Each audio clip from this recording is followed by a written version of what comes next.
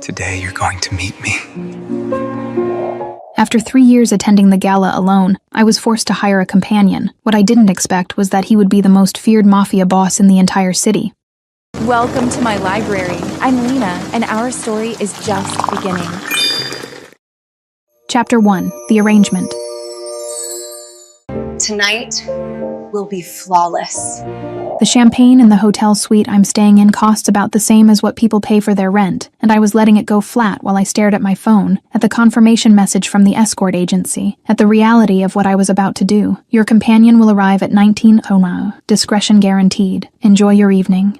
Enjoy. As if paying someone to pretend to care about me for 6 hours was enjoyable, instead of just another item on the list of things I'd optimized in my perfectly curated, desperately empty life. The dress I'd chosen was black, because black was safe, severe enough to command respect but cut low enough at the back to suggest I was a woman who understood her own appeal. The hotel suite had floor-to-ceiling windows overlooking the city, the kind of view that cost a fortune, and felt completely wasted on someone who'd spent the past 3 years working 80-hour weeks and calling it success. I looked good. I always looked good. That had never been the problem. The problem was that looking good and being good were entirely different things, and somewhere in the past decade of building my career at Sterling & Associates, I'd forgotten how to be anything other than competent. My phone buzzed. Tessa, my assistant, who knew everything about my professional life and too much about my personal one. Tessa, you're overthinking this. He's going to show up, be charming and handsome, help you survive the gala and leave. That's literally what you paid for. Me. What if he's weird? Tessa, then you have 6 hours of weird and a great story for therapy. Breathe. You're Sloan Hart. You've closed deals with men who terrified entire boardrooms. You can handle one escort. She was right. This was transactional.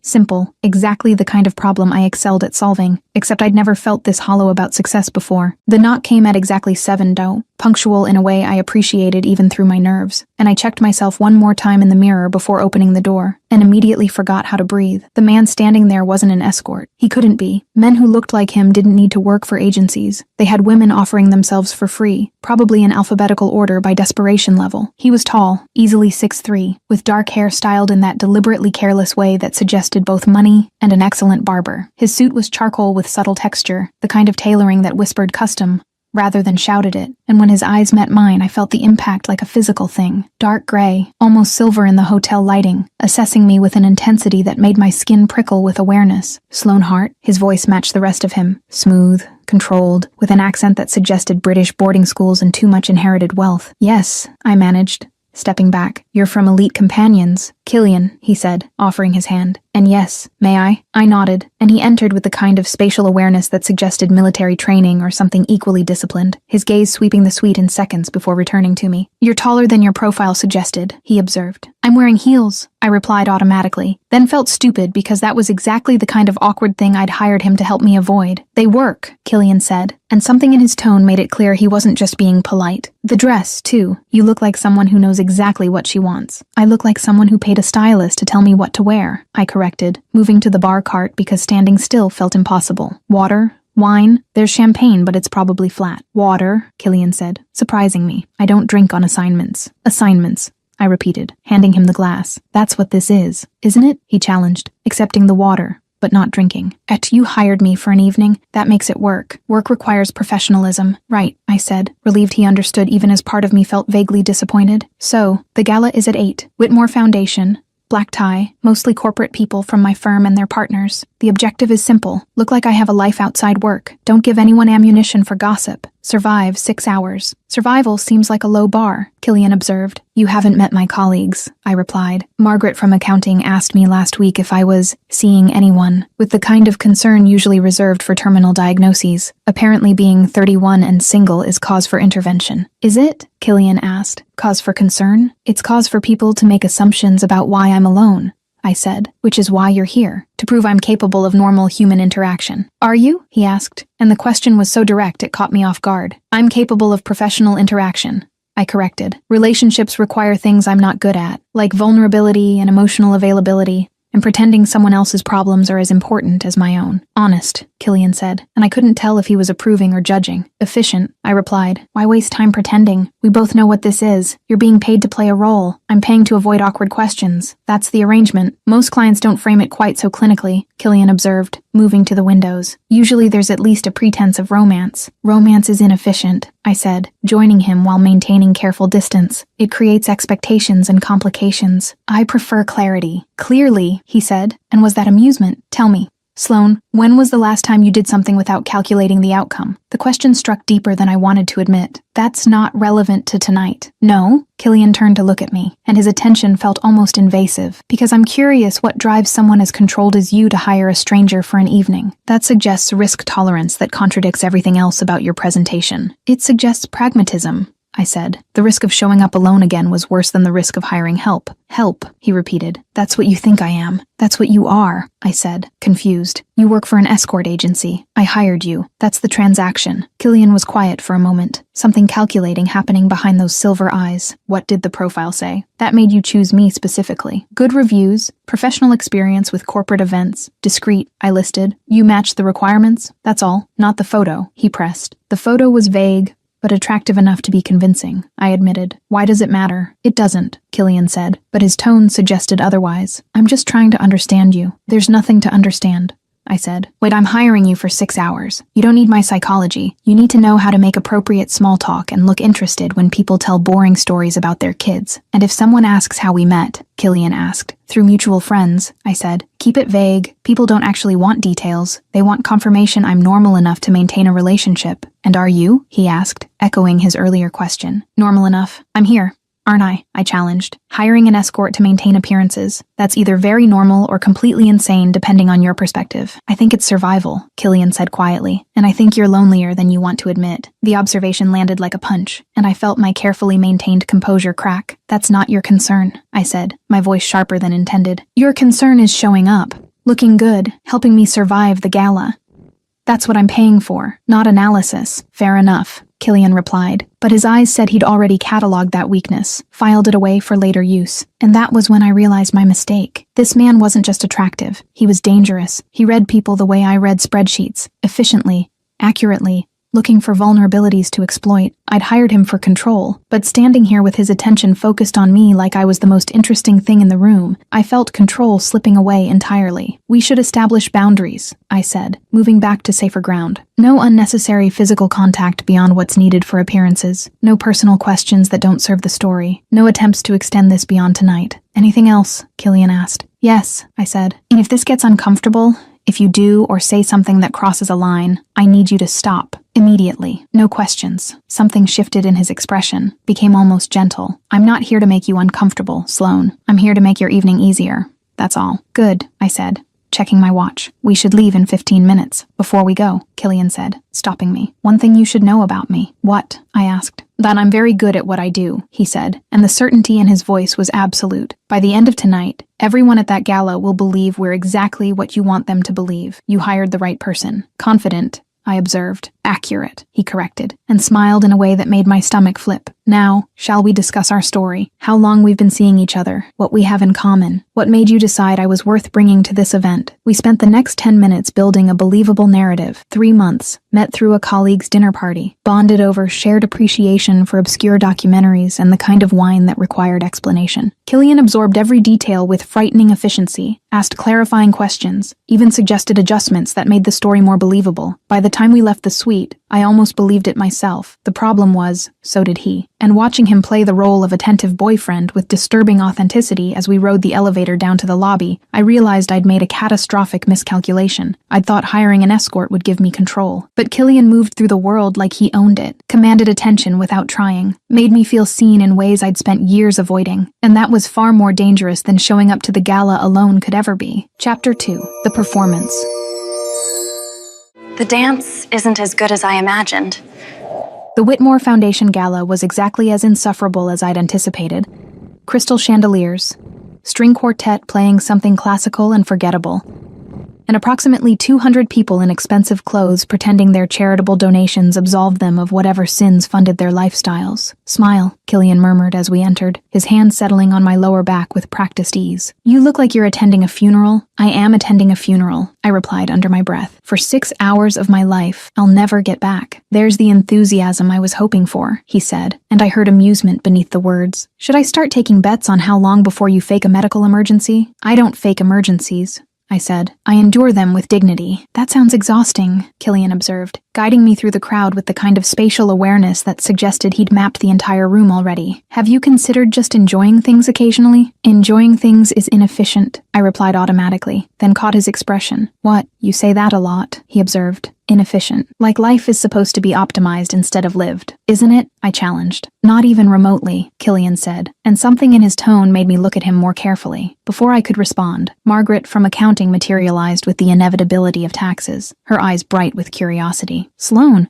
you made it. She air-kissed both my cheeks with aggressive enthusiasm. And you brought someone. How wonderful. Margaret, this is Killian, I said, shifting into professional mode. Killian, Margaret handles our client accounts. Pleasure, Killian said, and his smile was perfect. Warm, but not excessive. Interested, but not invasive. Sloane's mentioned you. You're the one who keeps the partners from making catastrophic financial errors. Margaret practically glowed. She said that. Constantly, Killian lied smoothly, and I watched Margaret melt. She says you're the only person in the office who actually understands how money works. I had said nothing of the sort, but watching Margaret preen under his attention, I realized Killian was doing exactly what I'd hired him for, making me look like a normal person who said nice things about colleagues instead of someone who viewed human interaction as a necessary evil. How did you two meet? Margaret asked, and I felt Killian's hand tighten slightly on my back. A dinner party, I said, using our rehearsed story. Mutual friend. We bonded over documentaries. How romantic, Margaret said, clearly disappointed by the mundane details. And how long have you been seeing each other? 3 months, Killian supplied, his timing perfect. Though it feels longer, Sloane has a way of making time feel flexible. The way he said it, with just enough warmth to sound genuine but not enough to be excessive, was so perfectly calibrated I almost believed him myself. Well, you're good for her, Margaret declared. She works too much. Someone needs to remind her there's life outside the office. I'm working on it, Killian said, and the look he gave me was so convincingly affectionate. I felt something uncomfortable twist in my chest. Margaret wandered off to gossip with someone else, and I turned to Killian. You're very good at this, I observed quietly. At what? He asked innocently. Lying, I said. You made Margaret believe we're actually together in approximately 90 seconds. I didn't lie, Killian corrected. I just emphasized certain truths and omitted others. There's a difference. That's called lying by omission, I pointed out. That's called survival in situations that require discretion, he replied, and something about the way he said it made me pause. You sound like you have a lot of practice with discretion, I observed. I work for an escort agency, Killian said smoothly. Discretion is literally the job description. It was a perfectly reasonable answer that didn't quite explain the military precision in how he moved, or the way his eyes constantly tracked the room like he was assessing threats, or the fact that his suit probably cost more than the agency would charge for an entire month of his time. Champagne? A server appeared with a tray, and I reached for a glass automatically. She'll have water, Killian said, intercepting my hand gently. She gets migraines from champagne. Don't you, darling? I stared at him. I do not get migraines from champagne. You do tonight, he replied, his voice low enough that only I could hear. Trust me. Something in his tone made me accept the water instead, and I watched him navigate the server away with efficient courtesy. Why did you do that? I asked when we were alone again. Because you're already anxious, Killian said quietly. Alcohol makes anxiety worse, and you hired me to make this evening easier, not to watch you spiral in public. I hired you to look pretty and make small talk, I corrected, not to manage my sobriety. I'm capable of multitasking, he replied, and steered me toward a quieter corner of the ballroom. You're gripping that water glass like it's personally offended you. Relax. I am relaxed, I said through gritted teeth. You're performing relaxed, Killian corrected. There's a difference. Here. He positioned himself between me and the crowd, creating a small pocket of privacy. Breathe. No one's watching. No one cares. You're doing fine. You don't know that, I said. I do know that, he replied. I've been watching the room. 3 people have looked at us. Margaret, who's already telling everyone you're finally dating someone normal, and 2 associates from your firm who seem more interested in the canapes than your personal life. You've been tracking that? I asked, surprised. I told you, Killian said. I'm very good at what I do. He was disturbingly good. Too good for someone who was supposedly just an escort making rent. Sloane Hart, another voice interrupted, and I turned to find James Whitmore, the foundation's founder and one of Sterling's biggest clients, approaching with his wife. Wonderful to see you. And who's this? The next hour passed in a blur of introductions and small talk, and I watched Killian navigate every interaction with disturbing competence. He knew when to speak and when to let me lead, when to touch me for appearances and when to maintain appropriate distance, when to laugh at jokes that weren't funny and when to ask questions that made people feel heard. He was performing perfectly, too perfectly. You're staring, Killian said during a lull in conversation, his mouth close to my ear. People will notice. You're acting like you've done this before, I said. Been someone's fake boyfriend at corporate events. I have done this before, Killian replied. That's why you hired me. No, I said, studying his face. You're acting like you've been to events like this as a guest, not hired help. There's a difference. Something flickered in his expression before he controlled it. You're very observant. It's my job to read people, I said. You're comfortable here, with these people. This level of wealth and pretension. That's not something you learn from escorting. That's something you're born into. Careful, Sloane, Killian said, his voice dropping lower. You're dangerously close to asking personal questions. I thought we had boundaries. We do, I agreed, but you're breaking character, and I want to know why. Maybe I'm just very good at my job, he suggested. And or maybe you're not actually an escort at all, I replied, and watched his jaw tighten slightly. Does it matter? Killian asked. I'm doing what you hired me for, making you look good, helping you survive this evening. What else do you need to know? The truth, I said. I need to know if I made a massive mistake hiring you. You didn't, Killian said firmly. But you're right about one thing. I'm not just an escort. I'm also someone who values privacy. And I'd appreciate if you'd extend me the same courtesy I'm extending you. Which is, I asked, not asking questions you're not ready to hear the answers to, he said, and something in his eyes was both warning and invitation. Before I could press further, the lights dimmed and someone announced dinner was being served, and Killian guided me toward our assigned table with his hand warm against my back. We were seated with 6 other people from Sterling, including Margaret and the senior partners, and I watched Killian charm every single one of them with strategic precision. He asked the right questions, laughed at the right moments, touched my hand occasionally with exactly enough casual affection to look genuine without being excessive, and I found myself getting distracted by stupid things, like the way his fingers moved when he gestured, the precise way he cut his food into geometrically perfect pieces, the fact that he knew which fork to use for each course without hesitation. You're doing it again, he murmured halfway through the main course. Doing what?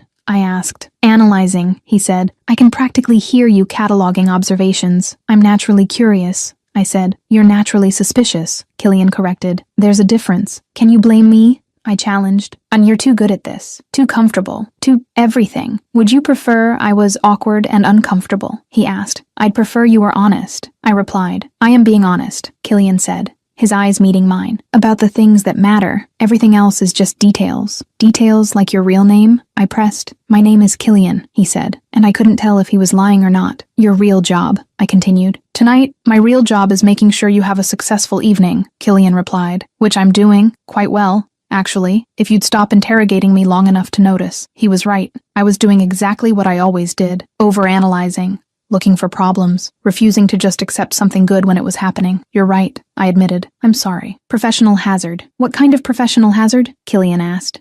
Genuine curiosity in his tone. I'm a consultant, I said. I get paid to find problems in systems and fix them. It makes me look for problems everywhere, even when there aren't any. And you think I'm a problem? He asked. I think you're a mystery, I corrected. And I don't like mysteries. Maybe you should learn to like them, Killian suggested. Not everything needs to be solved, Sloane. Some things are better left unknown. That sounds like something someone with secrets would say, I observed. Everyone has secrets, Killian replied, including you. I'm just better at keeping mine. The dinner ended around 11, and people started drifting toward the exit or the hotel bar for after-party drinks. I was ready to leave, to end this strange evening and go back to my normal, controlled existence. But Killian caught my hand as I stood. Dance with me first, he said. That wasn't part of the arrangement, I protested. Consider it a bonus, Killian replied, pulling me toward the dance floor where a few couples were swaying to something slow and romantic. One dance. Then we can leave. I let him lead me because refusing felt petty, and because part of me, the part I usually ignored, wanted to see what it felt like to be close to him without the buffer of conversation or crowds. His hand settled on my waist, warm and certain, and I placed mine on his shoulder, trying not to think about how perfectly we fit together. You survived, Killian said as we moved. Congratulations. Thanks to you, I admitted. You were perfect. Almost too perfect. There's no such thing as too perfect, Killian replied. There is, when it makes me suspicious,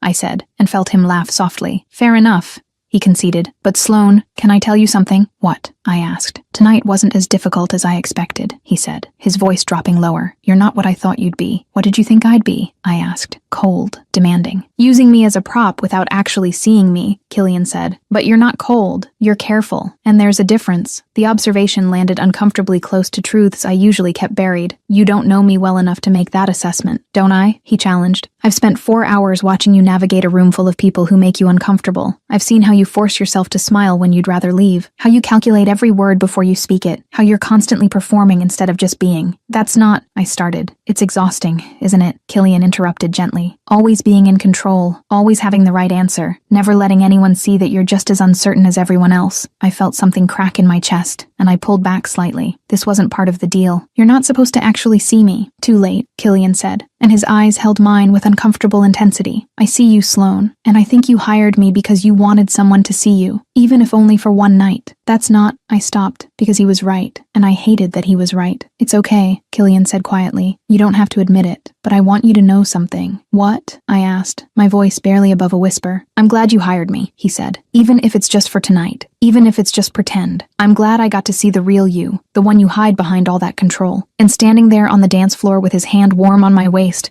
and his words dismantling every defense I'd carefully built, I realized I'd made a catastrophic error in judgment. I hadn't hired an escort for the evening. I'd hired someone who saw straight through me, and that was infinitely more dangerous than showing up alone could ever be. He intercepted her champagne, charmed Margaret in 90 seconds, knew exactly which fork to use, far too suspicious, scolded her for pretending to be relaxed, and then said, I see the real you, and you're not fooling anyone, right there on the dance floor. This man is trouble disguised in a suit, and I love IT. Why would that be? Oh, right, I wrote it myself. Chapter 3, The Inconsistencies. I think I need to go out. The dance ended and I stepped back immediately, needing distance from whatever that conversation had been, and Killian let me go without resistance. I should get back to the hotel, I said, my voice steadier than I felt. The evening's over. You fulfilled the arrangement. I did, Killian agreed, but he made no move to leave, though technically I'm paid until midnight. It's only 11:30. Consider the extra 30 minutes a tip, I said, already moving toward the exit. Sloane, he called, and something in his tone made me stop. At least let me walk you back. It's late. The hotel is 3 blocks away, and I'm perfectly capable of walking alone, I replied. I'm aware, Killian said, catching up to me, but I'd feel better knowing you made it safely. Indulge me. It was phrased as a request, but felt like something else, and I found myself nodding despite my better judgment. We walked in silence for the first block, the city alive around us with Friday night energy, and I tried not to notice how Killian positioned himself on the street side, or how his hand occasionally hovered near my back without actually touching. You're doing it again, I said finally. Doing what? He asked. Acting like protection detail instead of an escort, I said. You've checked our surroundings approximately 17 times in 2 blocks. Old habit, Killian replied easily. I grew up in a rough neighborhood. You learn to stay aware. Your suit costs at least $8,000, I observed. People from rough neighborhoods don't wear $8,000 suits. Maybe I'm very good at my job and saved up, he suggested. Or maybe you're lying about who you are, I countered. Killian stopped walking, turning to face me under a streetlight. Does it matter? The evening's over. I did what you hired me for. What difference does it make who I actually am? It matters because I don't like being deceived, I said, and you've been deceiving me all night. Have I? He challenged. I showed up when I said I would. I helped you navigate a difficult social situation. I made you look good in front of your colleagues. What part of that was deception? The part where you pretended to be someone you're not, I replied. We were both pretending, Killian pointed out. You pretended to be someone who has their life together. I pretended to be your boyfriend. That was the arrangement. The observation stung because it was accurate, and I resumed walking because standing still felt too vulnerable. I do have my life together, I said. Do you? Killian asked, falling into step beside me. Because from where I'm standing, you're desperately lonely, using work as a shield against actual human connection, and so afraid of losing control that you hired a stranger to avoid dealing with real intimacy. I stopped again, anger flaring. You don't know anything about me. I know you've checked your phone 43 times tonight, even though it's Friday and you're not on call, Killian said. I know you calculate your words before speaking, that you apologize when you don't need to, and that you touched your necklace every time someone asked about your personal life. Those are tells. Sloan, and I'm very good at reading them. That's, I started, but couldn't finish because he was right about all of it. I'm not judging, Killian said, his tone gentling. I'm just observing that maybe you and I aren't that different. Both performing, both hiding, both pretending we're fine when we're actually just surviving. You don't know what you're talking about, I said, but the words came out weak. Don't I? He challenged. Then tell me I'm wrong. Tell me you're actually happy with your perfectly controlled, desperately empty life. My life isn't empty, I protested. I have a career, success, independence, and absolutely no one who actually knows you, Killian finished, which is why you hired me. Because at least with an escort, the loneliness is temporary and transactional. The accuracy of it was devastating, and I felt something crack in my chest that I'd been holding together through sheer stubbornness. This conversation is over, I said, starting to walk again. Thank you for your services. Consider yourself paid and dismissed. Sloan, Killian started, but I cut him off. I mean it. We're done. The evening's over. Go back to your agency and find your next client. I made it half a block before realizing he was still following me, and I turned to find him keeping pace with that same careful distance. I told you to leave, I said. And I told you I'm walking you back, Killian replied. You can be angry at me all you want, but I'm not letting you walk alone at midnight. That's non-negotiable. You don't get to decide what's negotiable, I said. I'm not your responsibility. For the next 15 minutes you are, Killian countered. After that, I'll disappear. But until then, you're stuck with me. We reached the hotel in tense silence, and I stopped at the lobby entrance. There, I'm safe. You can go now. I'm walking you to your room, Killian said. That's unnecessary, I protested. That's what I'm doing, he replied, and something in his tone made arguing feel pointless. The elevator ride up was excruciating, both of us standing on opposite sides pretending the other wasn't there, and when we reached my floor I walked to my suite without looking back. Sloan, Killian said, as I reached for my key card. What? I asked, not turning around. I'm sorry, he said quietly. I shouldn't have pushed. You hired me for a simple evening, not existential analysis of your life choices. No, you shouldn't have, I agreed, unlocking the door. But I'm not sorry for what I said, Killian continued, because it was true, and I think you needed to hear it. I turned finally, finding him standing there looking less controlled than he had all evening. Why do you care? This was just a job. I was just another client. You were never just another client, Killian said, and something in his voice made my heart skip. From the moment you opened that door, you were different. And he stopped, seeming to wrestle with something. You what? I pressed. I don't want this to be over, he admitted, which is extremely problematic and completely inappropriate. But there it is. I don't want to walk away. The confession hung between us, and I felt my carefully maintained defenses crumbling entirely. You have to, I said, but my voice lacked conviction. This was one night. That was the deal. Deals can be renegotiated, Killian suggested, moving slightly closer. What if I gave you my real number? What if we tried this without the agency, without the transaction, without the performance? That would be insane, I said. Probably, he agreed, but you hired me because you wanted to feel something other than empty. And I haven't felt this interested in someone in longer than I can remember, so maybe we're both a little insane. I should have said no, should have maintained boundaries, should have closed the door and let him disappear back into whatever life he actually led. But standing there looking at him, at the vulnerability breaking through his controlled exterior, I found myself saying something entirely different. One coffee, I heard myself say. Tomorrow, somewhere public. No arrangements, no money, just two people seeing if there's actually anything real here. Killian's expression shifted into something that looked almost like relief. Tomorrow, coffee, I can do that. This is a terrible idea, I said. The worst, he agreed. Give me your phone. I handed it over, watching him type in his number and send himself a text. There, he said, handing it back. Now you can reach me, and I can prove I'm not just disappearing. What if you're a serial killer? I asked. Then coffee in public was an excellent precaution, Killian replied, smiling. Though if I were a serial killer, I'd have much more efficient methods than coffee dates. That's not reassuring, I said. It wasn't meant to be, he replied. Good night, Sloan. Thank you for tonight. It was, he paused, searching for words, the most honest evening I've had in a very long time. He left before I could respond, and I stood there in my doorway watching him walk away, and wondering if I'd just made the best or worst decision of my life. My phone buzzed with a text from his number. Killian. For the record, I'm not a serial killer, just someone who thinks you're remarkable and wants to know you better. Sleep well. I stared at the message for a long moment before typing back. Me. This is still insane. Killian. The best things usually are. And standing there in my hotel suite with the city lights outside and his words on my screen, I realized I'd completely lost control of the situation, which was terrifying, and somehow, unexpectedly, exactly what I needed. Chapter 4. The Coffee Date. What am I doing? I woke up Saturday morning with regret sitting heavy in my chest and Killian's number still on my phone screen, and I spent approximately 45 minutes convincing myself that texting him to cancel was the rational, sensible, intelligent thing to do. Then I spent another 15 minutes staring at my closet trying to figure out what one wore to coffee with a man who might be an escort, or might be a billionaire, or might be a complete fraud. I settled on jeans and a silk blouse because it suggested casual confidence I absolutely didn't feel, and arrived at the cafe 10 minutes early because being late felt like losing control. Killian was already there. He sat at a corner table wearing dark jeans and a navy sweater that probably cost more than my entire outfit, looking unfairly attractive while reading something on his phone with focused intensity. When he noticed me, his face did something complicated that looked almost like relief. "You came," he said, standing. "I wasn't sure you would." "I wasn't sure I would either," I admitted, sitting across from him. And I spent most of the morning constructing elaborate excuses for canceling. "What stopped you?" Killian asked. "Curiosity," I said honestly, "and stubbornness.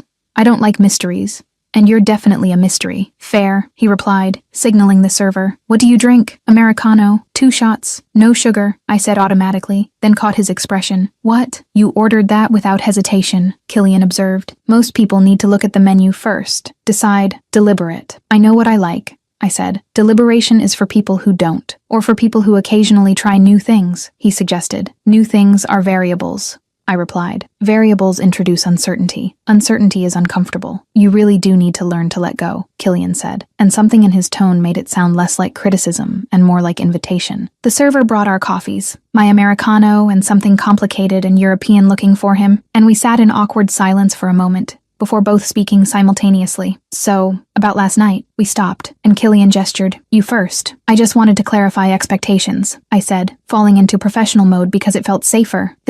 I'm not looking for a relationship. I don't do relationships. They're complicated and messy and require emotional availability I'm not capable of." "Okay," Killian said carefully.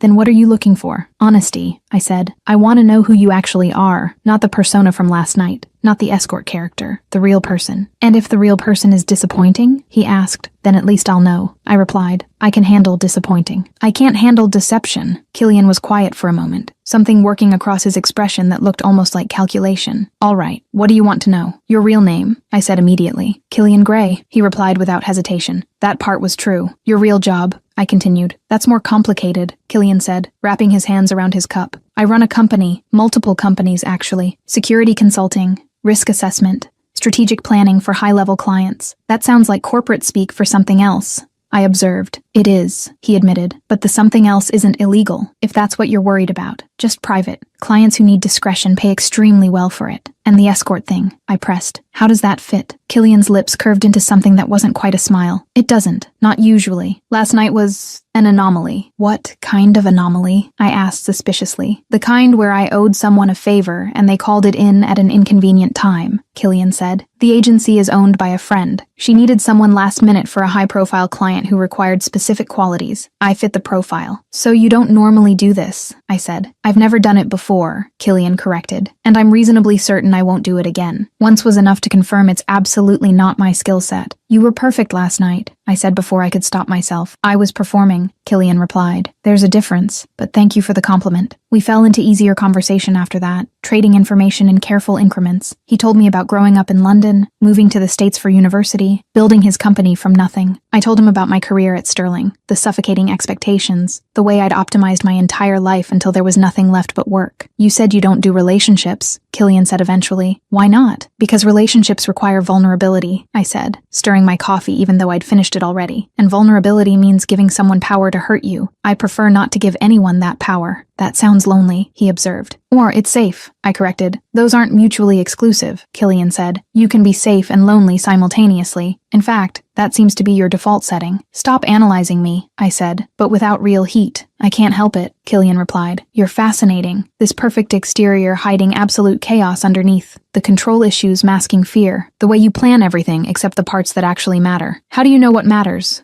I challenged. "Because you hired an escort instead of just asking someone on a date," Killian said bluntly. "That's not control, Sloan. That's avoidance. And I recognize it because I do the same thing." "You avoid relationships?" I asked. "I avoid anything that requires actual emotional investment," Killian admitted. "It's easier to stay detached, safer, less complicated when things inevitably fall apart. So we're both disasters," I said. "We're both extremely functional disasters," he corrected, "which is different. We've just optimized our lives around avoiding the messy human parts. And yet here we are, I said, having coffee, being messy. Here we are, Killian agreed, and something in his expression shifted. Sloane, can I be honest about something? Haven't you been? I asked.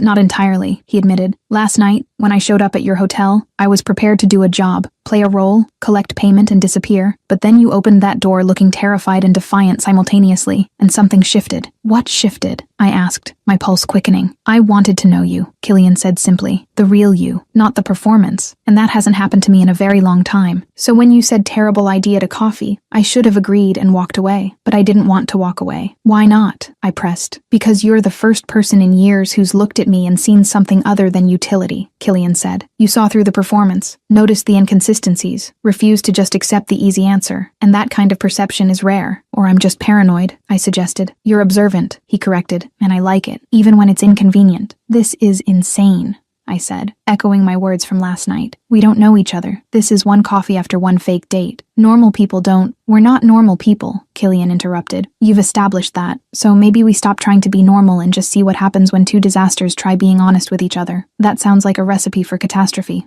I said. Probably, he agreed. But you hired me because you wanted to feel something other than empty, and I'm offering you that. No transaction, no performance, just two people figuring out if there's something real here. I should have said no, should have finished my coffee and left, and gone back to my perfectly controlled, desperately empty life. But looking at him across the table, seeing vulnerability beneath the confidence, I found myself nodding. 1 week, I said. We try this for 1 week. Real conversations. Actual honesty, and if it's terrible, we walk away with no hard feelings. 1 week, Killian agreed, and held out his hand. I shook it, feeling the warmth of his palm against mine, and wondered if I'd just agreed to the best or worst decision of my life. This is going to be a disaster, I said. Absolutely, Killian agreed, smiling, but at least it'll be an honest disaster. And somehow, that was exactly what I needed to hear. Chapter 5, The Weekday 2. I hope she comes. Killian texted me at 9 a.m. with coordinates to a location I didn't recognize, and the message, "Trust me," which was exactly the kind of vague instruction designed to make my control issues flare, and I spent 20 minutes debating whether to respond before finally typing, "This better not be a kidnapping. Killian, would I warn you if it was?" Me, point taken. What should I wear? Killian, something you don't mind getting wet. I stared at my phone trying to determine if that was innuendo or practical advice, and settled on athletic clothes because at least then I'd be prepared for either scenario. The coordinates led to a private dock on the river, and I found Killian waiting beside a sleek speedboat that probably cost more than my annual salary. "You own a boat," I observed, approaching cautiously. "I own several boats," Killian corrected, offering his hand to help me aboard. "This one's my favorite. Fast enough to be interesting, stable enough to be safe." "That sounds like a metaphor," I said, accepting his help because refusing felt petty. "Everything's a metaphor if you think about it hard enough," he replied, and I watched him move around the boat with practiced efficiency, checking lines and gauges with the ease of someone who'd done this countless times. "And where are we going?" I asked, as he started the engine. "Away," Killian said simply. "You spent yesterday analyzing our coffee date. Today we're going somewhere you can't overthink." "I don't overthink," I protested. "You sent me 47 text messages last night," Killian said, steering us away from the dock, ranging from, "This is a terrible idea," to detailed analysis of our conversation to asking if I actually liked my coffee or was just being polite. "That's overthinking." "I was being thorough," I defended. "You were spiraling," he corrected, but his tone was gentle. "Which is why we're doing this. No phones, no analysis, just being present." "I'm always present," I said. "You're always calculating 3 steps ahead," Killian replied. "There's a difference. Now sit down before you fall overboard." The next 2 hours were surprisingly perfect. Killian took us out far enough that the city disappeared, cut the engine, and we just drifted while he taught me things about boats I'd never wanted to know but found myself fascinated by anyway. "You're very good at this," I observed, watching him adjust something on the sail with competent hands. "I grew up on boats," Killian said. "My grandfather had a yacht, spent every summer learning to sail properly. Yachts are different from speedboats," I pointed out. "I'm a man of varied interests," he replied, and something about the way he said it made me suspicious again. "Killian," I said carefully, "how much money do you actually have?" He looked at me for a long moment before answering. "Enough that I don't think about it." "Why?" "Because everything you own is expensive," I said. "The suits, the boat, the way you move through the world like you've never had to worry about cost. That's not normal consultant money." "I'm very successful," Killian said. "You're evasive," I corrected, "which makes me think you're hiding something." "Everyone's hiding something," he replied, steering us back toward shore. "The question is whether what I'm hiding matters to what's happening between us." "Does it?" I pressed. "I don't know yet," Killian admitted, "but I'm trying to be honest with you, Sloane. Within reason. Within reason. I repeated. That's a qualifier that concerns me. It should, he said, because complete honesty is overrated. Sometimes discretion is kinder. Day 4. I met him for dinner at a restaurant I'd never heard of, but that clearly required reservations months in advance based on the clientele, and Killian greeted me with a kiss on the cheek that felt too natural for 4 days of knowing each other. You look beautiful, he said, and the way his eyes tracked over my dress suggested he meant it. You look expensive, I replied, gesturing to his tailored suit. Do you own anything that doesn't cost more than my rent? I own a very comfortable pair of sweatpants, Killian said, pulling out my chair. Though I don't think they'd be appropriate for this particular venue. Dinner was excellent, conversation easier than it should have been, and I found myself laughing at his dry observations about the other diners in ways that felt dangerously close to actual enjoyment. You're different tonight, Killian observed over dessert. Different how? I asked. Relaxed, he said, less calculated. You're not editing yourself as much. Is that good or bad? I asked carefully. It's honest, Killian replied, which is what we agreed to try, and I like it, seeing you without the armor. I'm not sure I have much underneath the armor, I admitted, surprising myself with the honesty. You have more than you think, Killian said, and his hand found mine across the table. You're just used to hiding it. From everyone, including yourself. The touch sent electricity up my arm that had nothing to do with the wine and everything to do with the way he was looking at me. Killian, I said, pulling my hand back because the contact felt too intimate. What are we doing? Having dinner, he said innocently. You know what I mean, I replied. This week, these dates that aren't dates. The way you look at me like you're constantly figuring something out. What's the end game? Does there have to be one? Killian asked. Can't we just see what happens? I don't do see what happens, I said. I do plans and outcomes and measurable objectives. Then measure this, Killian suggested, leaning forward. How do you feel right now? In this moment, not what you think you should feel, or what makes logical sense, just what you actually feel. I took a breath, forced myself to be honest, terrified, exhilarated, confused, like I'm standing at the edge of something I don't understand and can't control. Good, Killian said, and his smile was genuine. That means you're actually living, instead of just existing. Living is overrated, I said, but I didn't mean it. Living is the only thing that matters, Killian corrected. Everything else is just administration. Day 6. He showed up at my apartment unannounced at 11 p.m. with takeout, and the explanation that he was in the neighborhood, which was an obvious lie, but I let him in anyway. We ate Thai food on my couch while watching a documentary about financial fraud, and Killian provided surprisingly detailed commentary about the techniques they'd used. You know a lot about money laundering, I observed.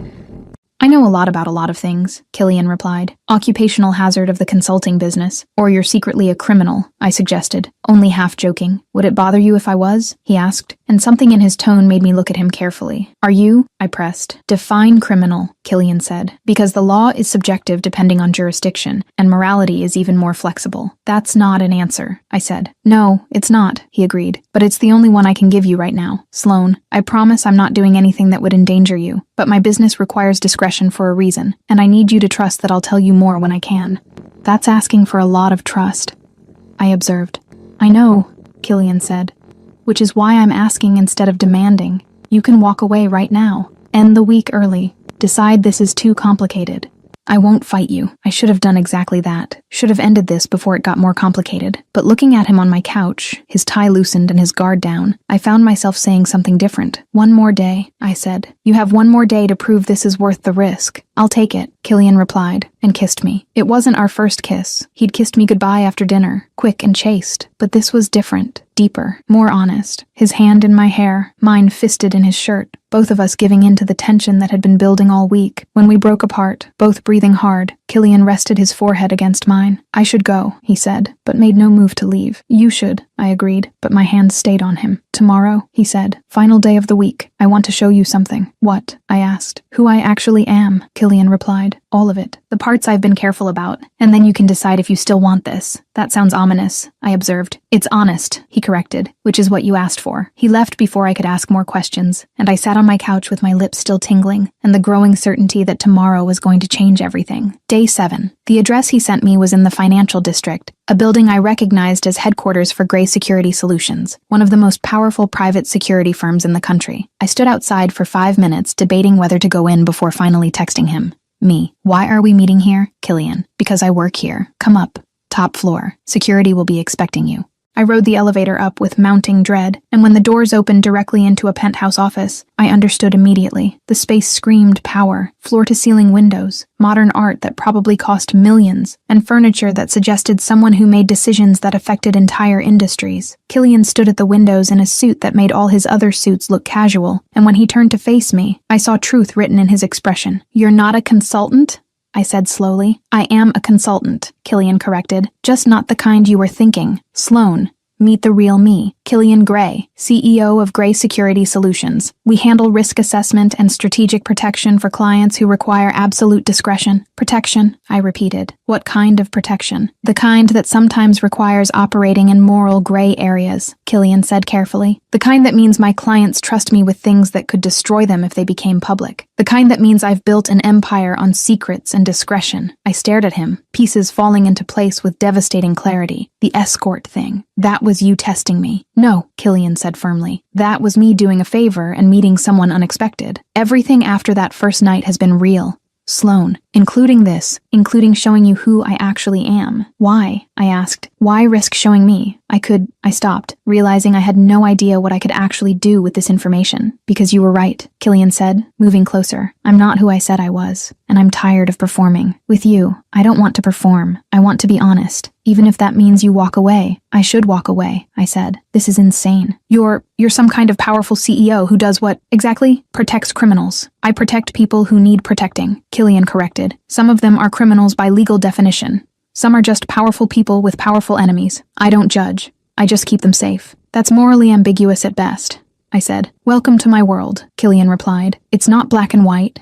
It's all gray, and I'm offering you the choice to be part of it or walk away. No judgment either way. I looked at him, at this man who'd somehow dismantled every defense I had in 1 week, and realized I was standing at exactly the kind of precipice I'd spent my entire life avoiding. This is the worst idea I've ever had, I said. Probably, Killian agreed. But you hired me because you wanted to feel something real, and this is as real as it gets. So what's it going to be, Sloan? Walk away safe, or stay and see what happens when you stop controlling everything? And standing there in his office overlooking the city, I made the most terrifying, exhilarating, completely irrational decision of my entire carefully controlled life. I'm staying, I said, for now, but Killian, if you lie to me again, we're done, completely, no second chances. Deal, he said, and kissed me like I'd just given him something precious. And maybe I had, maybe we both had. Chapter 6, The Gray Areas.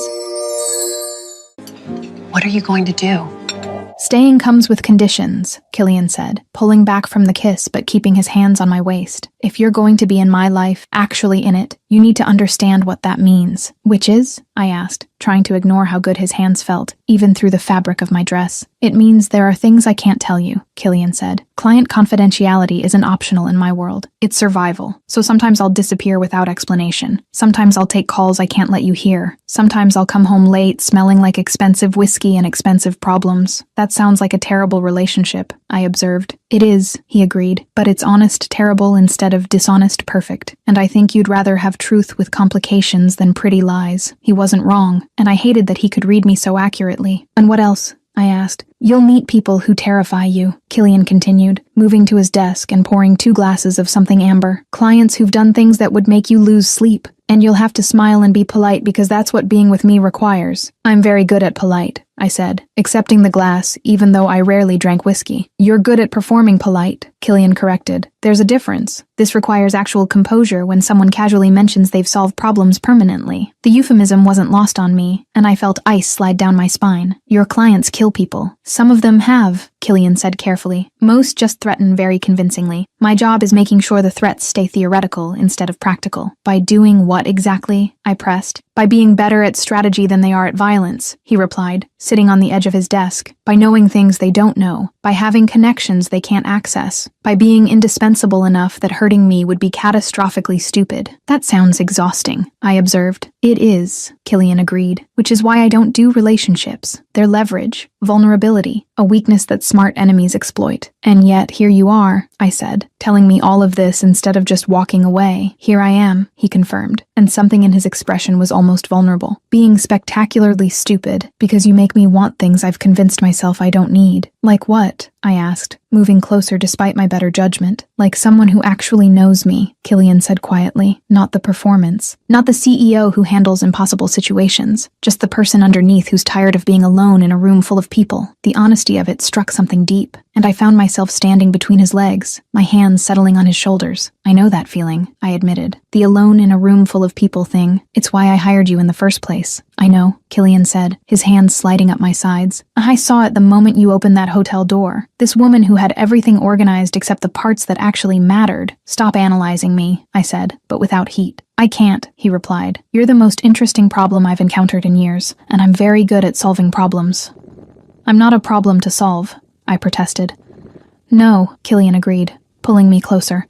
You're something much more complicated than that. He kissed me again, deeper this time, and I let myself fall into it because maintaining control felt impossible when his hands were in my hair and his mouth was making promises his words hadn't quite articulated yet. We broke apart when his phone rang, and I watched frustration flicker across his expression before he checked the screen. I need to take this, he said, already moving away. Client emergency, 5 minutes. Take your time, I replied, moving to the windows while he answered in a language I didn't recognize. The conversation lasted 7 minutes, his tone shifting from controlled to absolutely lethal before ending with what sounded like instructions delivered in ice. Problem? I asked when he hung up. Always problems, Killian said, but his expression had shifted into something colder. One of my clients just had his daughter threatened. I need to handle it before it escalates. Handle it how? I asked carefully. By making very clear what happens to people who threaten things that belong to my clients, Killian replied, and the casual menace in his voice was genuinely frightening. This is what I do, Sloane. I make problems disappear, sometimes permanently. You said you don't kill people, I challenged. I don't, Killian confirmed, but I know people who do. And sometimes making a threat disappear requires making the person issuing it understand that continuing would be a fatal mistake. That's still violence, I said. That's prevention, he corrected. Violence would be letting someone hurt a child because I was too moral to get my hands dirty. I prevent that violence by being willing to do what's necessary. The logic was sound, even if the ethics were questionable, and I found myself nodding slowly. How long will this take? I asked. Handling it. Few hours probably, Killian said, already moving toward his desk to grab his jacket. I'll have someone drive you home, or you can wait here. There's a guest room, kitchen, whatever you need. I'll wait, I surprised myself by saying. I want to see what you're like when you come back. After handling things, Killian stopped, turning to study me. That's not a good idea. I'm not pleasant after this kind of work. I didn't ask if you'd be pleasant, I said. I asked to see the real version, the one who does impossible things and comes home tired. You're serious, he said, surprise evident in his tone. Completely, I confirmed. You said staying means understanding your world. This is part of that world, so I'll wait. Killian crossed back to me, cupped my face with both hands, and kissed me with bruising intensity before pulling back. Make yourself comfortable, he said. Don't answer the door. Don't leave without security. And Sloane? Yes, I asked. Thank you, he said quietly, for staying, for being willing to see this. Most people run when they realize what I actually do. I'm not most people, I replied. No, Killian agreed, something warm breaking through the cold. You're absolutely not. He left, and I was alone in his office overlooking the city, and I realized I'd just agreed to wait for a man who was potentially orchestrating violence on behalf of a client whose daughter had been threatened. This was insane. This was completely irrational. This was exactly the kind of loss of control I'd spent my entire life avoiding. But settling into his guest room with a book from his surprisingly extensive library, I found I didn't want to be anywhere else, which was either the most honest thing I'd ever acknowledged or the beginning of a catastrophic mistake, possibly both. He returned 4 hours later looking exhausted and dangerous, his jacket gone and his shirt sleeves rolled up and blood on his knuckles that made my stomach drop. Is that yours? I asked from where I'd been reading. No, Killian said shortly, moving to the bar to pour whiskey. And the person it belongs to won't be threatening anyone's daughter again. Did you kill them? I asked, needing to know. No, he said, downing the whiskey in one swallow. But they'll spend the next 6 months recovering, and the rest of their life remembering what happens when you make threats you can't back up. That's horrifying, I said. That's my world, Killian replied, pouring another glass. Still wanna stay? I should have said no, should have been horrified and left and never looked back. But looking at him standing there, exhausted and dangerous and completely honest about what he was, I found myself standing and crossing to him. Yes,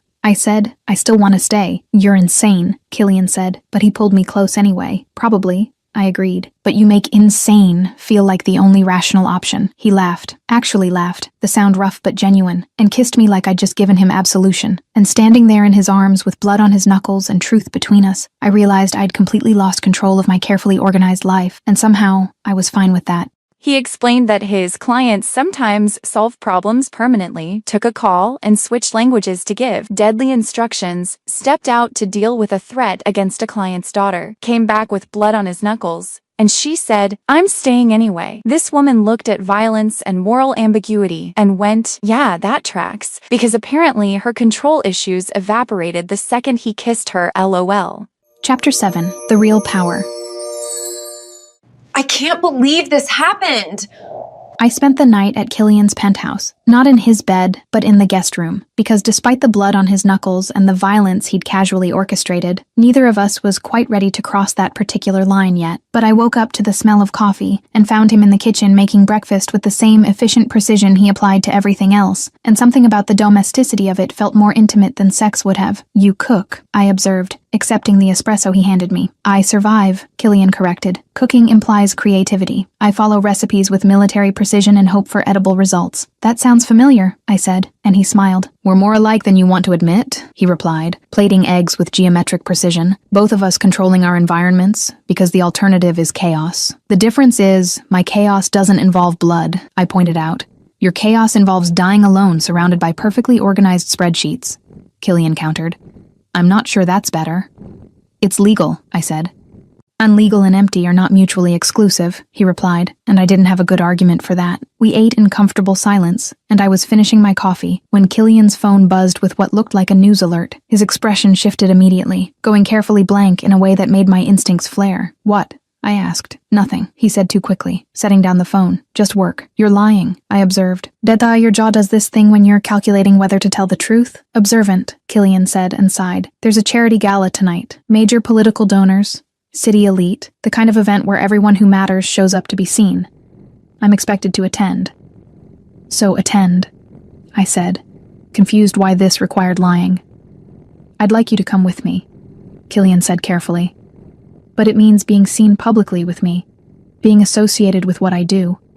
Meeting the kind of people who will Google you immediately and draw conclusions about why you're with me." "What kind of conclusions?" I asked. "That you're either very brave or very stupid," Killian replied bluntly, "because people who know what I actually do don't date me casually. They understand that being with me means accepting certain realities about how power actually works." "I thought you ran a security consulting firm," I said. "I do," Killian confirmed. But Sloan, the clients I consult for aren't just wealthy, they're powerful, politically connected, the kind of people who shape policy and influence elections and make problems disappear with phone calls, and I'm the person who keeps their secrets safe." The implication settled over me slowly. "You're talking about corruption." "I'm talking about how the world actually functions," Killian corrected. "Above a certain level of wealth and power, the rules are different. My job is making sure my clients can operate within those different rules without consequences.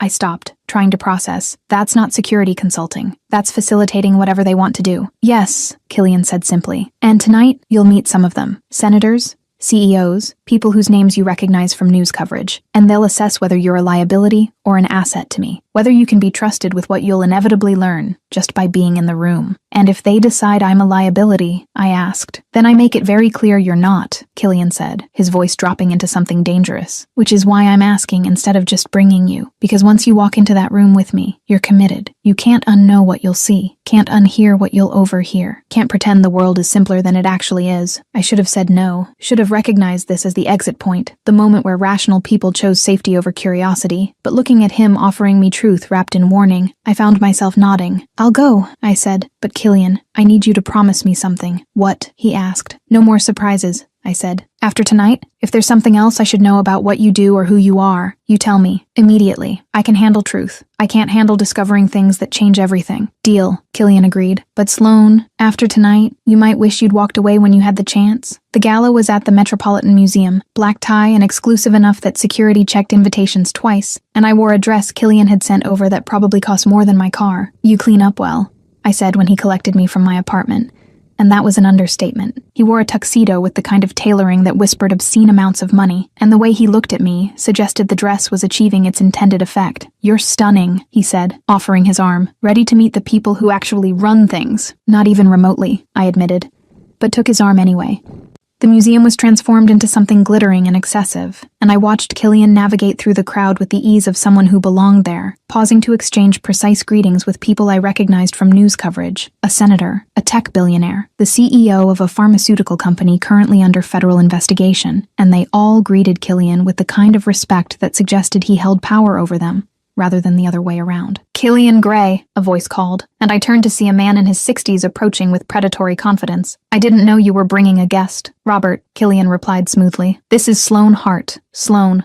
"Robert Chen. He runs the Chen Foundation." I recognized the name. The foundation donated millions to political campaigns and wielded enormous influence over city policy. "Pleasure," Robert said, his eyes assessing me with uncomfortable intensity. "How did you meet our Killian?" "Through work," I said, using the vague truth we'd agreed on. "She's a consultant," Killian supplied. "Very discreet, very competent. I trust her judgment." The emphasis on trust was clearly deliberate, and I watched Robert's expression shift to something more approving. "Anyone Killian trusts is worth knowing," Robert said. "You'll have to tell me more about your work sometime. We're always looking for talented people who understand the value of discretion." He left before I could respond, and I turned to Killian with questions already forming. "Don't," he said quietly, guiding me toward the bar. "Not here. Too many people listening." The next 2 hours were a masterclass in power dynamics I'd never fully understood before. I watched Killian move through the crowd, having conversations that looked casual, but were clearly weighted with importance. And slowly I started recognizing patterns. The way certain people deferred to him, the way others sought his approval, the way his presence at certain conversations seemed to signal legitimacy or endorsement. This wasn't just a security consultant attending a party. This was someone who held actual power over powerful people. "You're not what you said you were," I murmured, when we finally had a moment alone on a balcony overlooking the sculpture garden. "I told you exactly what I was," Killian corrected. "You just didn't understand the scope of it." "The scope being that you're, what, some kind of power broker?" I challenged. "These people don't just hire you for security. They need your approval. Your endorsement, your protection from consequences." "Yes," Killian said simply. "I know things they don't want known. I have access they can't get elsewhere. I provide services that keep them insulated from legal and political repercussions. That makes me valuable, indispensable, someone they can't afford to cross." "That's not security," I said. "That's control. That's survival," Killian replied, his eyes scanning the party with practiced vigilance. "In this world, you're either controlling the game or being controlled by it. I chose the former." "And me?" I asked quietly. "What am I in all this?" Killian stopped, something vulnerable breaking through his controlled exterior. "You're the first person in years who's seen me as something other than useful, who looks at me and sees an actual person instead of just leverage or threat or asset. And that's terrifying because it means I have something to lose." Before I could respond, a woman's voice interrupted. "Killian, darling. There you are." I turned to find a stunning woman in her 40s approaching, her dress probably worth more than my apartment, and I watched Killian's expression shift to something more guarded. "Victoria," he said neutrally. "I didn't know you'd be here." "I'm everywhere important," she replied, her eyes sliding to me with calculating interest. "And who's this?" "Your latest project, Sloan Hart," Killian said, his hand settling possessively on my back. "Sloan? Victoria Ashford. She runs the Ashford Group." I recognized the name. Real estate development with alleged ties to organized crime, though nothing had ever been proven. "Charming," Victoria said, and the word felt like an insult. "Killian, we need to discuss the situation with the waterfront development, privately." "Later," Killian said firmly. "I'm occupied. It's urgent,"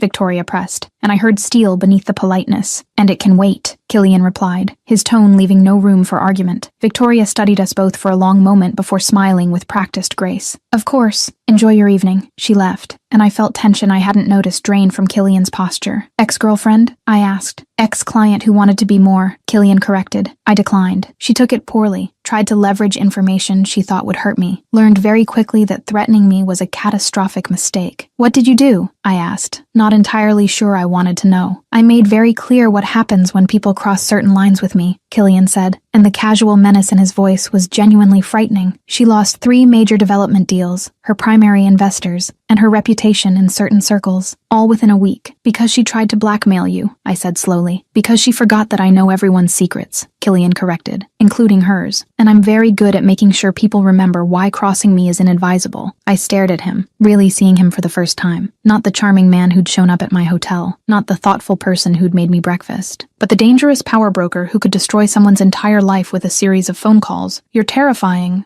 I said. "Yes," Killian agreed, "but I'm honest about it, which is more than most people in this room can say." "Is that supposed to be comforting?" I asked. It's supposed to be truth, he replied, turning to face me fully. Sloan, I told you walking in here meant seeing the real version of my world. This is it. I'm not a good person. I'm not a hero. I'm someone who's very good at keeping powerful people's secrets and making their problems disappear. And if you stay with me, you're accepting that, all of it. And if I can't, I challenged, then you walk away now, Killian said quietly, before this gets more complicated, before you're in too deep to leave without consequences. I should have walked away, should have seen this as the warning it clearly was. But looking at him standing there, dangerous and honest and completely himself, I found myself asking a different question. What if I don't want to walk away? I said. What if I want to stay exactly as complicated and deep as this gets? Killian stared at me like I'd just said something incomprehensible. You're serious. Completely, I confirmed. You said I hired you because I wanted to feel something real. Well, this is real. Terrifying and morally ambiguous and absolutely insane, but real. And I'm tired of pretending I want safe when what I actually want is this. You're going to regret this, Killian said, but he was already pulling me closer. Probably, I agreed. But I'd rather regret choosing something than regret never choosing at all. He kissed me there on the balcony with the city spread below us and powerful people inside who would definitely notice and draw conclusions, and I kissed him back thinking that I'd just committed to something that was either going to save me or destroy me, possibly both. Chapter 8. The Truth Beneath the Truth. What are they talking about? I stayed at Killian's penthouse that night after the gala and woke up at 3 a.m. to find his side of the bed empty and voices coming from his office. I should have stayed in bed, should have respected his privacy like a rational person who understood boundaries, but I'd never been particularly good at leaving mysteries unsolved, and the tone of the conversation filtering through the door made my instincts flare with warning. I moved closer, careful to stay out of sight, and caught fragments of conversation that made my blood run cold. The shipment arrives Tuesday. A man's voice I didn't recognize. Castellanos people are expecting their cut by Friday, or they'll consider it a breach. Castellano can wait until I'm satisfied the route is clean. Killian's voice, colder than I'd ever heard it. Last time we moved too fast and lost 3 containers to federal attention. I'm not repeating that mistake. With respect, boss, we can't afford to keep Castellano waiting. He controls the port access we need for the next 6 months. Then remind Castellano that I control the information that keeps him out of prison, Killian replied with lethal calm. He'll wait, or he'll find out what happens when people pressure me on timeline. There was silence, then nervous laughter. Understood. I'll relay the message. Do that. And Marcus, make sure the East Side territory issue is handled before it becomes public. I don't care how you do it. Just make the problem disappear quietly. Already handled. The Volkov crew won't be making any more noise about expansion. Good. Anything else? The Chen Foundation wants confirmation you'll support their candidate for city council. They're offering standard terms plus 20% of the development contracts if he wins. Tell them I'll consider it after they handle the zoning issue we discussed, Killian said. I'm not backing politicians who can't deliver basic favors. Understood, boss. I'll set up the meeting for next week. I heard movement and barely made it back to the bedroom before the office door opened, sliding under the covers and forcing my breathing to stay even while my heart hammered. Killian appeared minutes later, sliding into bed beside me with the careful movements of someone trying not to wake a sleeping partner, and I lay there in the darkness trying to process what I'd just heard. Shipments, territory, making problems disappear, people calling him boss, with the kind of deference that suggested he commanded something much larger than a consulting firm. This wasn't just moral gray areas. This was organized crime, actual, structured, territory-controlling organized crime, and I was sleeping in the bed of the man who ran it. I waited until his breathing evened out before carefully extracting myself and moving back to the guest room, because lying next to him while my brain spiraled felt impossible. I spent the rest of the night alternating between panic and strange calm, and when dawn broke, I found Killian standing in the doorway watching me with an expression I couldn't read. "How much did you hear?" he asked quietly. "Enough," I said, sitting up. "Shipments, territory, Castellano, the part where someone called you boss, like you're running an actual organization." Killian was quiet for a long moment, then moved into the room and sat on the edge of the bed with careful distance between us. "I was going to tell you," he said finally. "Today, actually, before you overheard. Tell me what exactly." I challenged. "That Gray Security Solutions is fake, that you're actually some kind of crime boss." "Gray Security is real," Killian corrected carefully. "It's a legitimate business with legitimate clients. But yes, underneath that, I run something else. Something that's been in my family for 3 generations. A crime family," I said, needing him to actually say it. "A business organization that operates outside traditional legal structures," Killian replied, and I almost laughed at the euphemism. "My grandfather built it. My father expanded it. I modernized it and made it sustainable. That's called organized crime," I said flatly. "That's called being a mafia boss." Killian, we don't use that word, he said. It's antiquated and draws attention. But yes, essentially, that's what I am. I control territory, operations, revenue streams that exist in legal gray areas or outside the law entirely. And gray security provides legitimate cover while also generating real income. I stared at him, trying to reconcile this with the man who'd made me breakfast and kissed me on balconies and told me I was remarkable. What kind of operations? I asked, needing details. Import-export with creative accounting, Killian said. Strategic information brokering. Protection services for businesses that can't access traditional security. Conflict resolution between parties who can't involve law enforcement. Those are euphemisms, I said. Tell me what you actually do. Killian met my eyes with uncomfortable honesty. We move products that have high demand and complicated legality. We provide information to people who need leverage. We protect businesses from other criminal organizations that would otherwise extort them. We mediate disputes between parties involved in illegal activities. Drugs? I asked bluntly. Are you moving drugs? Sometimes, Killian admitted, though that's less profitable than it used to be with legalization changing markets. Mostly we focus on goods with complicated international regulations. Art,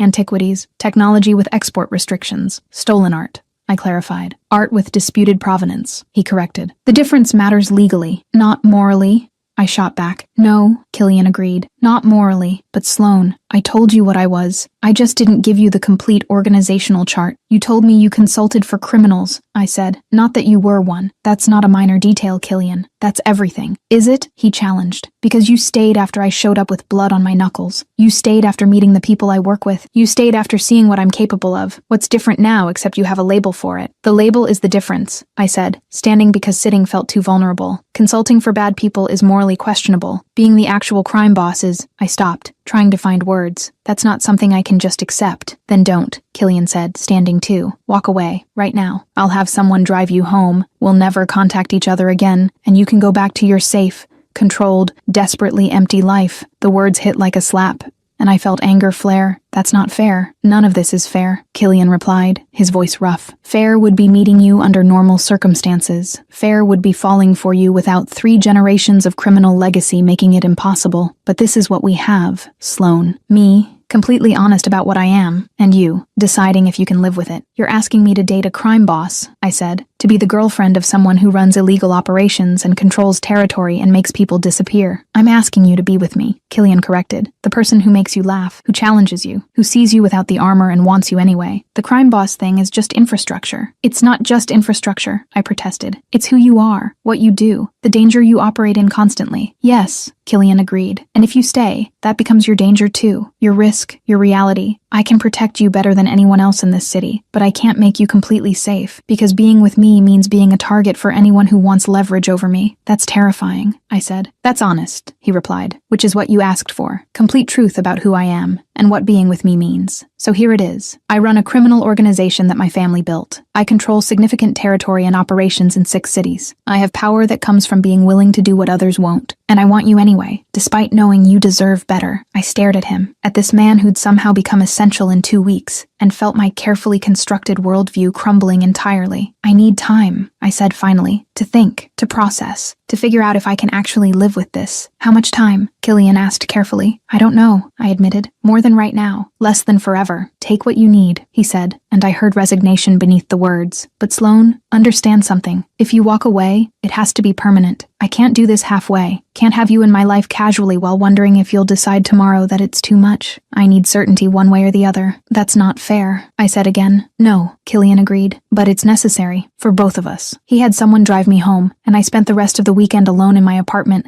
trying to make a rational decision about something that defied all rationality. Stay with a literal crime boss who'd been completely honest about the danger, or walk away from the first person in years who made me feel actually alive. By Sunday night, I still didn't have an answer, but I knew I couldn't keep pretending the choice was simple. Monday morning, I arrived at work to find Tessa waiting at my desk with coffee and concern written across her face. You look terrible, she observed. What happened with the mysterious boyfriend? He's not my boyfriend, I said automatically, and it's complicated. Complicated how? Tessa pressed, following me into my office. Did he turn out to be married? Secretly poor? Bad in bed. Secretly criminal, I said, before I could stop myself, then immediately regretted it. Tessa's eyes widened. Like tax fraud criminal or actual criminal. Like runs an entire criminal organization criminal, I said tiredly. Complete with territory and operations and people calling him boss. Oh my God, Tessa breathed. Sloan, you're dating a mobster. I'm not dating anyone, I corrected. I'm having an existential crisis about whether I want to date a mobster. That's not a decision you agonize over, Tessa said firmly. That's a decision you make immediately by running away very fast. Except he was honest, I said, about everything. The danger, the reality, the risk. He didn't hide what he was once I started asking questions, and he's giving me space to decide without pressure. That doesn't make him less of a crime boss, Tessa pointed out. No, I agreed, but it makes him different from every other man I've ever met who lied or hid things or pretended to be something they weren't. Sloan, Tessa said carefully, you're not seriously considering this. I don't know what I'm considering, I admitted. That's the problem. My phone buzzed with a text from an unknown number. Unknown. There's a car downstairs. Black SUV. Get in it. Now. Don't ask questions. Just move. Me. Who is this? Unknown. Someone trying to keep you alive. Killian has enemies. One of them just figured out who you are. Move. My blood ran cold, and I looked at Tessa, who'd gone pale, reading over my shoulder. Is this real? I asked. I don't know, she said. But Sloan, maybe don't find out the hard way. I grabbed my bag and ran. Honestly, what do you think is better? Going to therapy or dealing with a handsome, dangerous mafia boss to learn how to let go of control? Well, she clearly chose the second. Chapter 9. The Choice. He can't leave. The black SUV was exactly where the text said it would be. Engine running, back door open, and I hesitated for exactly 3 seconds before a man in his 40s with military bearing gestured urgently from the driver's seat. Miss Hart, please, we need to move now. I got in, and the car was moving before I'd even closed the door, weaving through downtown traffic with alarming speed. Who are you? I demanded, gripping the door handle. Where are we going? Marcus Reeves, head of security for Mr. Gray, the driver said, and we're going somewhere safe while the boss handles the situation. What situation? I asked, my heart hammering. The kind where someone decided threatening you was a good way to pressure him, Marcus replied grimly, which means they're either very stupid or very desperate. Either way, you're not safe until it's resolved. My phone rang, Killian's name flashing, and I answered with shaking hands.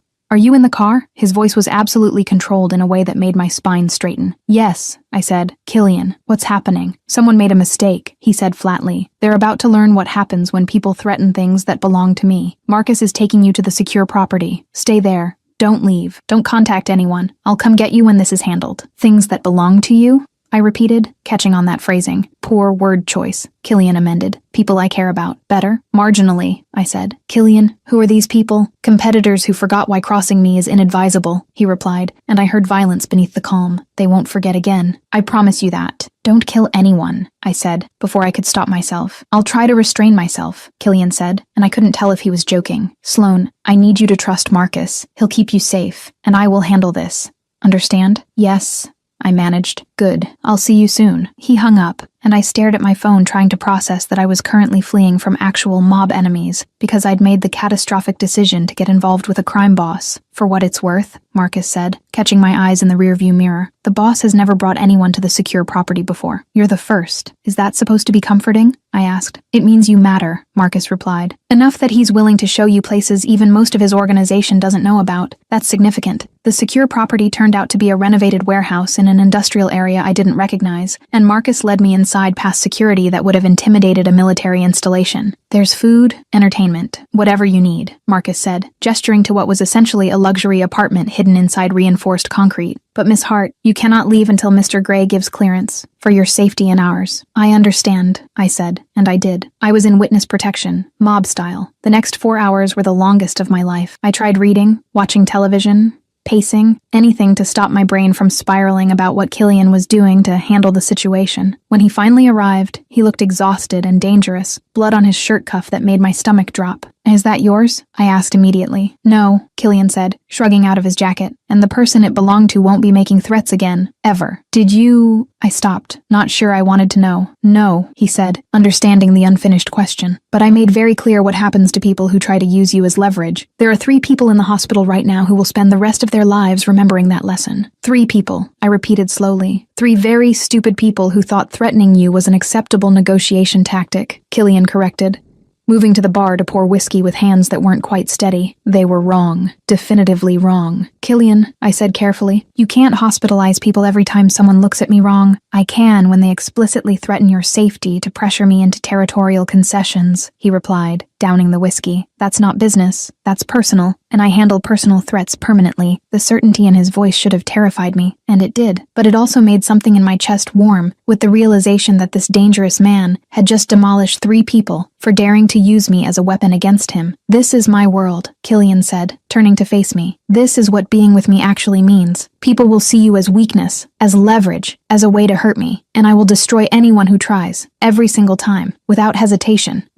I stopped, trying to find words. Possessive, violent, excessive, Killian supplied. Yes to all of those, but also honest. I told you what this would be. Today you got to see it. I stared at him, at this man covered in someone else's blood, who just hospitalized 3 people for threatening me, and made a decision that was either the bravest or stupidest thing I'd ever done. I'm staying, I said. Killian went very still. What? I'm staying, I repeated, moving closer. With you. Despite the crime family and the danger and the fact that you just sent 3 people to the hospital. I'm choosing this. Choosing you. Sloan, he said carefully. You don't have to decide right now. You're in shock. You should take more time. I don't need more time, I interrupted. I've spent my entire life being safe and controlled and desperately empty. And then you showed up and made me feel actually alive for the first time in years. So yes, you're a crime boss. Yes, this is dangerous. Yes, I'm probably making a catastrophic mistake, but I'd rather make mistakes with you than be safe and alone anymore. You're insane, Killian said, but he was pulling me close. Probably, I agreed, but you make insane feel like the only rational choice. He kissed me like I'd just given him absolution, and I kissed him back thinking that I'd completely lost control of my carefully organized life, and somehow that was exactly what I needed. There are rules, Killian said when we broke apart. If you're staying, things you need to understand. Tell me, I said. You learn things. You forget them immediately, he started. Or you meet people, you don't remember their names or what they do. You see things, you pretend you didn't. And most importantly, if I tell you to do something in a dangerous situation, you do it without question. Those aren't suggestions. They're survival. Understood, I said. And Sloan, he continued, his hands framing my face. This isn't reversible. Once you're in my world this deeply, walking away becomes complicated, dangerous even. Are you absolutely certain? I should have said no, should have recognized this as the final exit point. But looking at him, seeing vulnerability beneath the danger, I found myself nodding. I'm certain, I said, terrified, and probably making the worst decision of my life, but certain. Then we do this properly, Killian said. You meet my people, understand the structure, learn how to navigate this world safely, and we figure out how to make this work. People are going to think I'm insane, I observed. People already think you're insane, Killian replied. You hired an escort for a corporate event. That was your baseline for questionable decisions. Fair point, I conceded, though that escort turned out to be significantly more complicated than advertised. Truth in advertising was never my strong suit, Killian said, and I heard amusement beneath the exhaustion. We stayed at the secure property that night, and I woke up the next morning to find Killian watching me with an expression I couldn't quite read. Second thoughts, he asked quietly. Constant second thoughts, I admitted, but not about staying, about whether I'm equipped for this, whether I'll mess up and get someone hurt, whether I'm strong enough for your world. You're stronger than you think, Killian said, pulling me closer. You've spent years surviving in corporate environments that would destroy most people. This is just different parameters for the same skill set. Corporate environments don't usually involve hospitalizing people, I pointed out. You'd be surprised, Killian replied. The violence is just more metaphorical. Usually, over the next week, Killian kept his word. I met his key people. Marcus, he's who ran security. A woman named Sophia who handled financial operations. A terrifyingly competent man called Vincent, who managed conflict resolution. Each of them assessed me with careful eyes and apparently decided I was acceptable, or at least not an immediate liability. I learned the basic structure of his organization, the legitimate businesses that provided cover, the less legitimate operations that generated actual revenue, the network of alliances and territories that kept everything running smoothly, and slowly, I started to understand how Killian had built something that operated in shadows while presenting a completely legal facade. You're good at this, he observed one evening, watching me navigate a dinner with several of his business associates without flinching when the conversation turned to topics that were clearly coded references to illegal activities. And I'm good at performing, I corrected. You taught me that, remember? This isn't performing, Killian said. This is you actually being comfortable in an uncomfortable situation. There's a difference. He was right, and that should have concerned me. The fact that I was adapting this quickly to life adjacent to organized crime suggested either remarkable resilience or catastrophic moral compromise. eyes. Possibly both. Sloan, Killian said later that night, both of us on his couch overlooking the city. I need to tell you something. That sounds ominous, I observed. It's honest, he corrected. I'm in love with you. Have been since approximately day 3 of our week experiment when you called me out for knowing too much about money laundering. And I need you to know that before this gets more complicated. The confession landed like a bomb, and I turned to stare at him. You're in love with me, I repeated slowly. Catastrophically in love with you, Killian confirmed, which is extremely problematic and makes you a permanent vulnerability. But there it is. Truth. I stopped, trying to process. Killian, we've known each other for 3 weeks. I know, he said, which should make this less intense, but somehow makes it more. You're the first person in years who's seen me completely and chosen to stay anyway. That matters more than timeline. I don't know if I love you, I admitted. I know I want you. I know you make me feel alive. I know choosing you felt right even when it was insane. But love, that's complicated. Take your time, Killian said. I'm not going anywhere, and I'm patient when it matters. But looking at him, at this dangerous man who'd been completely honest about his world and given me every opportunity to walk away, I realized the truth. Actually, I said slowly, I think maybe I do love you, which is either the most honest thing I've ever acknowledged or a complete psychological break. I'm not sure which. Let's go with honest, Killian suggested, pulling me into his lap. It's more flattering. You're a crime boss, I said against his mouth. I shouldn't love you. You're an uptight consultant with control issues, he replied, kissing me. I shouldn't love you either. But here we are. Here we are, I agreed, and gave up trying to make rational decisions about something that defied all rationality, because sometimes the best choices were the ones that looked catastrophic on paper, but felt exactly right in practice. And Killian Gray, crime boss, CEO, dangerous man with blood on his hands and vulnerability in his eyes, felt exactly right, even when it was absolutely, definitely insane. Epilogue. 8 months later. I need to fix this.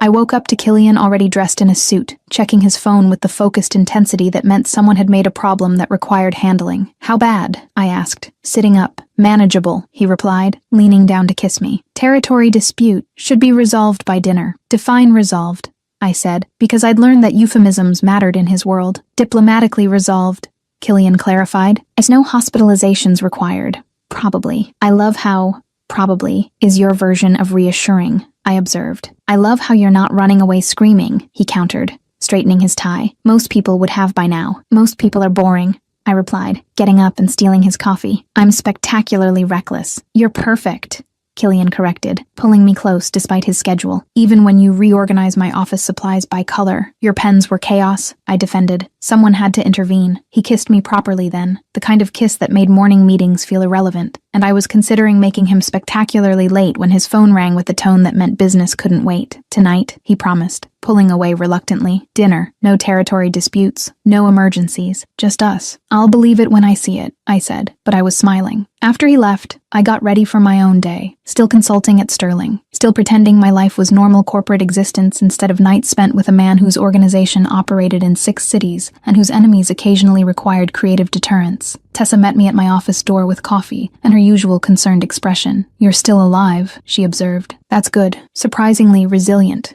I agreed, accepting the coffee. How is the terrifyingly attractive crime boss, she asked, handling a territory dispute? I replied. Diplomatically, he promises. That man's version of diplomatic probably involves broken bones, Tessa said. Probably, I agreed cheerfully. But he's honest about it. That's more than most men manage. Your standards have gotten so weird, Tessa observed. My standards have gotten honest, I corrected. I'd rather have dangerous truth than safe lies. That evening, Killian actually kept his promise. No emergencies, no territory disputes, just dinner at home with wine that probably cost more than my monthly salary and conversation that ranged from his legitimate business deals to my ridiculous corporate politics to whether we should get a dog. A dog requires commitment, I pointed out. I hospitalized 3 people for threatening you, Killian replied. I think I can handle commitment. Fair point, I conceded, and leaned across the table to kiss him. Later, wrapped around each other in bed with the city lights outside and his hand tracing patterns on my shoulder, Killian said quietly, no regrets. Constant regrets, I admitted, but not about this. About you. Never about choosing you. Good, he said, pulling me closer, because you're stuck with me now. Crime boss, complications,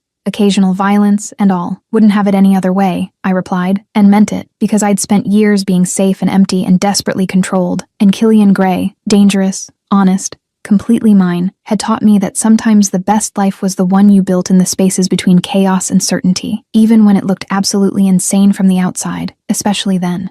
Now let's get to the fun facts of this story. It's too good, you can't miss IT. Killian had never done escort work before. It was a one-time favor for a friend who owns elite companions. She needed someone last minute, and he fit the profile.